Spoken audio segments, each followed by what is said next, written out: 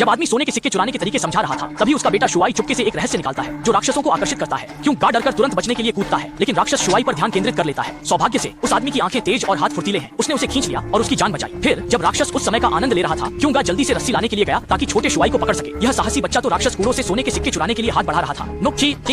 पिता पुत्र की गति काफी तेज थी, वरना उन्हें हमेशा के लिए इस मामले में फंसना पड़ता। इस घटना के बाद क्योंगा गुस्से में उग्र हो गया और शुआई को एक प्यार भरी शिक्षा दी। लेकिन शुआई को इसकी परवाह नहीं थी। उसके दिमाग में केवल चमकदार सोने के सिक्के थे। दरअसल भारतीय पौराणिक कथाओं में एक देवता है जिसका नाम हस्त है। वह बेहद दुष्ट है और उसने मृत्यु देवी के भोजन और सोने के सिक्कों को चुराने की कोशिश की, जिसके परिणाम स्वरूप उसे देवताओं के हमले का सामना करना पड़ा और अंततः मृत्यु देवी द्वारा दबा दिया गया। और वही राक्षस है जिससे क्योंगा सोने के सिक्के चुराते समय मिला था। खतरनाक अभ्यास के बाद क्योंगा ने अपने बेटे के प्रशिक्षण को और मजबूत किया। लेकिन इससे पहले कि वे सफल होते, देश ने नई सरकार की स्थापना की घोषणा की। क्योंगा को यह खबर मिली कि उसके परिवार के पास जो मंदिर है वह जल्द ही नई सरकार द्वारा वापस लिया जाएगा, जिससे उनकी आय का स्रोत समाप्त हो जाएगा। हालांकि क्योंगा ने काफी सोना इकट्ठा किया था, लेकिन इंसान की लालच की कोई सीमा नहीं होती। इसलिए पिता पुत्र ने एक साथ मिलकर तय किया कि मंदिर के वापस लिए जाने से पहले एक बड़ा काम करेंगे ताकि वे अपनी बाकी की जिंदगी की दौलत इकट्ठा कर सकें। इसके लिए उन्होंने एक योजना बनाई और ओलंपिक की तरह कई तैयारी की।